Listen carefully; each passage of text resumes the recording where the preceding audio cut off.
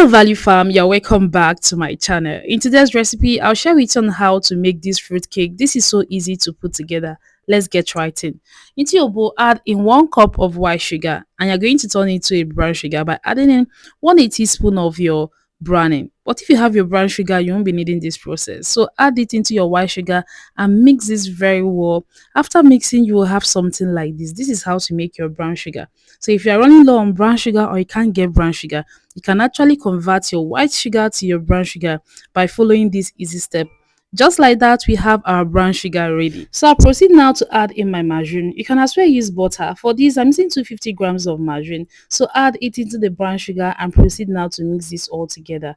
I'm using my hand mixer to mix this because we want this to be very light and fluffy. If you don't have your hand mixer, don't worry, you can achieve the same thing by using your wooden spatula or just your turning spoon. Just mix it very well till you have a very smooth and fluffy batter.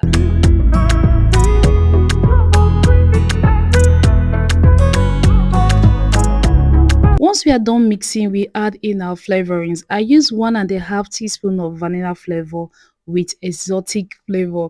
This is just going to enhance the taste of this our fruit cake. Remember, it's a fruit cake, so it has to be very rich. Into the batter mixture, I'm just going to be cracking in some eggs. And for this recipe, we are making use of 5 medium-sized eggs. So make sure that your eggs are in room temperature. When it comes to baking like this, just make sure that your eggs are in room temperature. It's just going to help your batter. So I'm just going to go in now with my hand mixer and mix this. Remember, you can as well use a spatula to achieve the same process. So once we are done mixing till everything is well combined, we are going to mix our dry ingredients. Let me just add this here. Prior to this date, I soaked my dry fruits. I used the mixed dry fruits for this. And I'm going to be using 1.5 cups of fruits for this. So I soaked my fruits and I use fruit juice to soak it. You can as well use alcohol.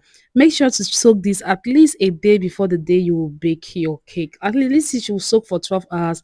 That way you are going to really enjoy your fruits in your fruit cake. So I soaked this for 2 days before this day. So into your bowl now, you are going to mix your dry ingredients and I'm using 1.5 cups of all-purpose flour. This is where that soaked fruit comes in. You can see the difference in the fruit right now, but so when you add your soaked fruit into your all-purpose flour, it is going to help to distribute these evenly in your cake batter. But if you add it to the wet ingredients, you can just go and pack in one place. But when you add it to your all-purpose flour like this, is going to help to distribute this.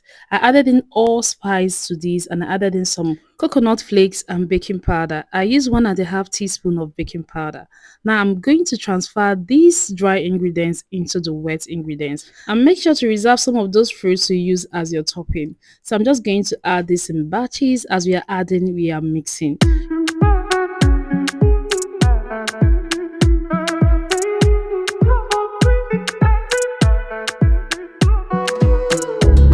The details of everything I use here is going to be in the description box, so if necessary, you can check it out. By the way, have you subscribed to our channel? Are you a member of this wonderful community? Just take a moment, hit the subscribe button below and subscribe to our channel. I share relatable recipes that when you recreate, you and your families will thank you for it.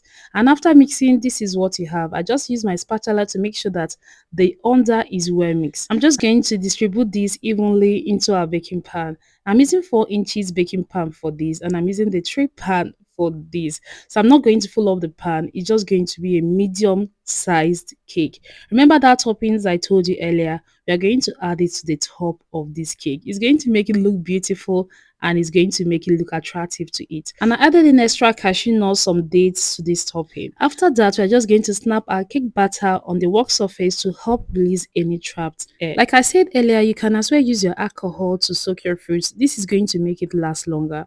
But if you don't want to use alcohol, you can as well add the alcohol on top of the cake when it's ready. It's just going to do the same work. But because I wanted kids to really eat this cake, I said to use fruit juice to soak it.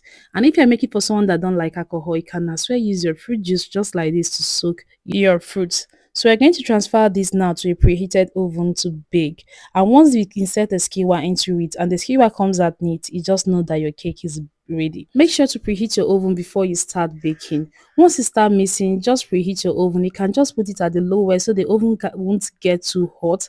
That way your cake is going to bake perfectly. And I'm just going to allow this. I'm using an air fryer to bake this. You can use your normal oven, your air fryer to bake your cake.